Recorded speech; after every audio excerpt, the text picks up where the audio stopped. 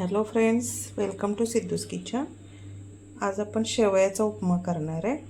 तर इथं मी ह्या शेवया घेतलेत, त्यानंतर कांदा, हिरवी मिरची, टोमॅटो, त्यानंतर 1-2 लसूण पाकळ्या, गाजर, मटार, स्वीट कॉर्न, त्यानंतर कोबी, ह्या सगळ्या भाज्या आणि फोडणीला कढीपत्ता आणि मोहरी, तेल आणि मोहरी, त्याच्यानंतर थोडीशी हळद आणि थोडासा नूडल्सचा मसाला। तर आता आपण ह्या शेवया भाजून घेऊया। कढई गरम करायला ठेवलेली आहे। कढई गरम झाली आहे, तर आता ह्या शेवया थोड्याशा भाजून घेऊया।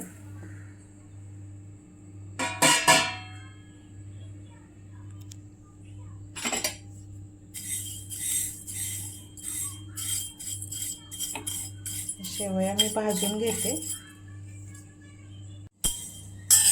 आता इथं शेवया या भाजून घेऊया। आता आपण नूडल्स करतो तसं जरी पाण्यातून काढून घेतल्या तरी चालतंय, उकळत्या पाण्यातून, पण हे अगदीच बारीक आहेत, त्यामुळं थोडंसं भाजून जर घेतलं ना तर व्यवस्थित होतील। तर तुम्हाला पाण्यातून काढून घ्यायचे असतील तर तरी घेऊ शकता। फक्त पटकन काढायच्या, एक उकळी आली की शेवया टाकायच्या आणि त्यानंतर पटकन काढून घ्यायच्या। तर नूडल्सला कसा थोडासा वेळ लागतो, ते जाड असतात, पण हे अगदी बारीक असल्यामुळं लगेच काढून घ्यायच्या, नाहीतर मग असं भाजून घ्यायचं।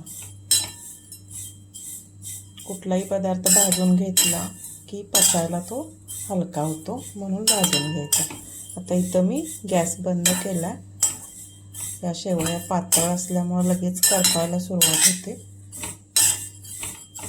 कमी फ्लेमवर अगदी असं पटपट हलवत भाजून घ्यायच्या। आता याच कढईमध्ये थोडंसं तेल टाकते।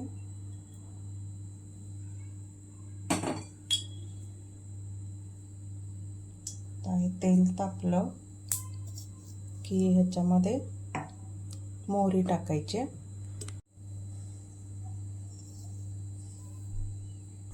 तेल गरम झाले, मोहरी टाकली। मोहरी तडतडली की आपण कांदा टाकूया। कांदा आणि हिरवी मिरची,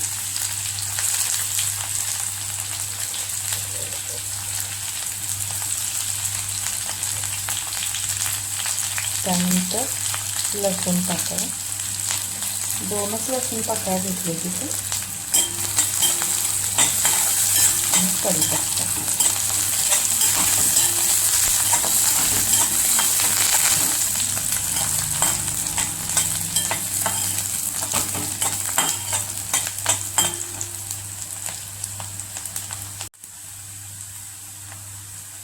आता इथं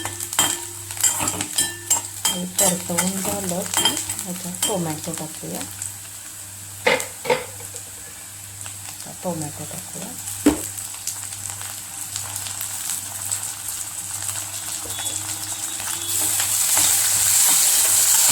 थोडासा टोमॅटो परतवून घ्यायचा आणि ह्याच्यात भाज्या टाकायच्या।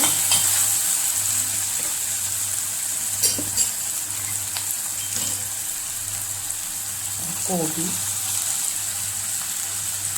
गाजर, मटार आणि स्वीट कॉर्न,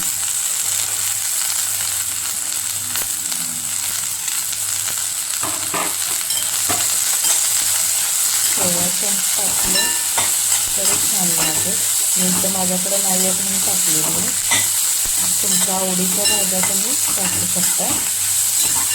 ह्या भाज्या आता परतवून घ्यायच्या।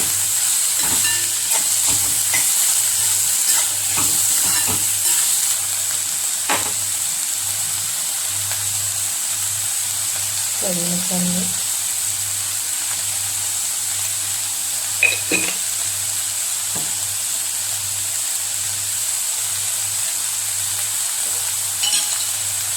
थोडीशी हळद,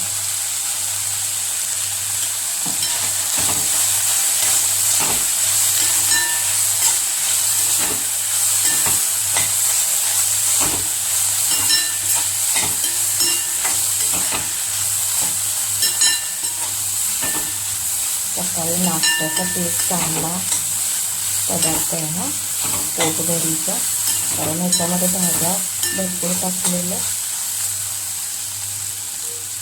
आता ह्याच्यामध्ये आपण पाणी टाकणार आहे.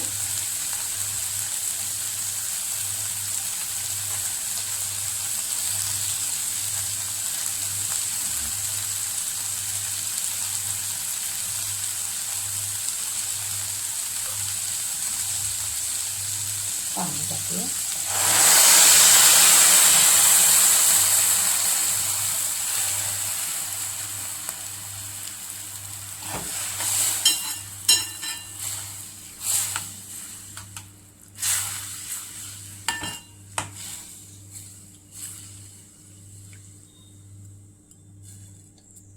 आता या पाण्याला उकळी आली की आपण त्याच्यामध्ये शेवया टाकणार आहे.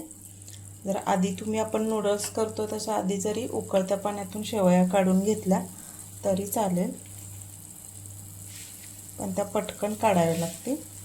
आणि इथं पाणी आपण बेतानच टाकायचं आहे, कारण ह्या शेवया शिजायला जास्त पाणी लागत नाही. जरी समजा पाणी कमी पडलं तरी आपण गरम पाणी करून थोडंसं त्याच्यामध्ये टाकू शकतो. नूडल्सचा मसाला जो आहे थोडासा टाकला.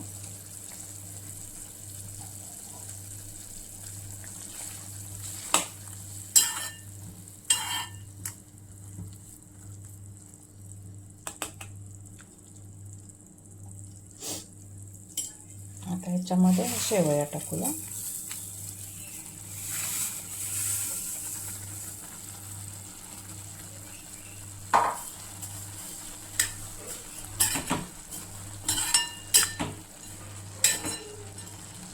पाणी थोडं कमीच टाकायचं, नाहीतर अगदी अशा चिकट होतील शेवया,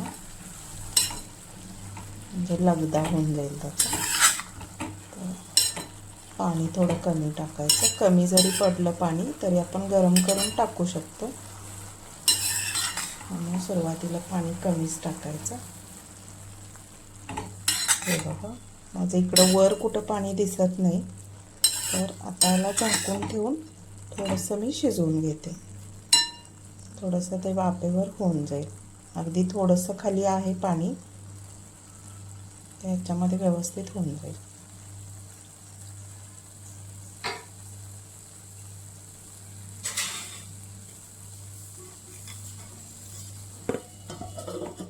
ते झाकून ठेवलं.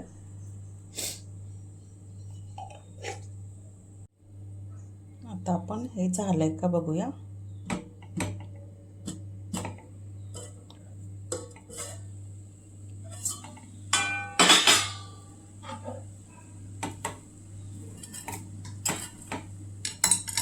हे बघा, आपला शेवयाचा उपमा तयार आहे.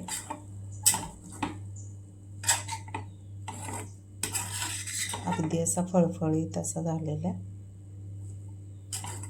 पाणी थोडं बेतानच टाकायचं, म्हणजे ते व्यवस्थित होतं. सुरुवातीला पाणी आता तुम्हाला मी जसं दाखवलं ना, ते भाज्या बुडेपर्यंत एवढंच पाणी टाकलेलं.